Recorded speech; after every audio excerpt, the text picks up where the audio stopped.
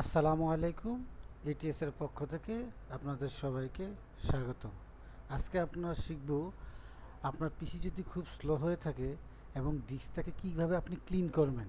Clean করলে আপনার পিসিটা আরও অনেক অনেক স্পিড হয়ে যাবে। সো চলুন কথা না বাড়িয়ে দেখা যাক।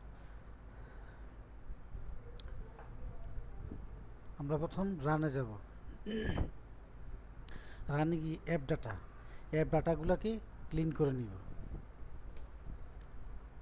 ক্লিন করে নিয়ে স্কিপ যেটা আছে এটাকে স্কিপ করে দিয়ে কন্টিনিউ দেব।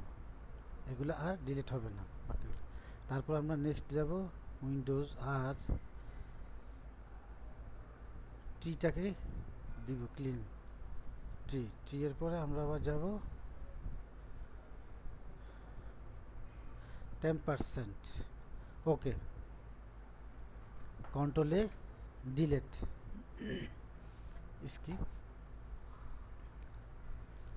আবার আমরা রানে যাব, প্রিফেসে যাব। ওকে, কন্ট্রোলে ডিলিট স্কিপ। আবার আমরা রানে যাব, রানে গিয়ে আমরা রিসেন্ট যাব। ওকে, কন্ট্রোলে ডিলিট। তারপরে আমরা যাব যেটা সবচেয়ে গুরুত্বপূর্ণ জিনিস, সেটা হলো আমরা দিস পিসিতে যাব। দিস পিসিতে যাওয়ার পর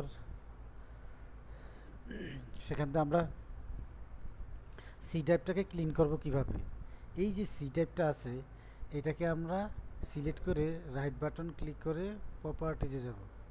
প্রপার্টিজে গিয়ে ডিস্ক ক্লিন আপ এখানে যাব।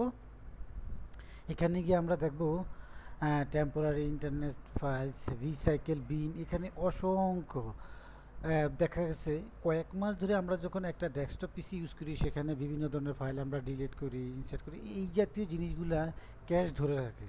এটা রিসাইকেল বিন কয়েক জিবি হয়ে যায় কয়েক মাসে, সেটা টেম্পোরারি ফাইলস থাকবে।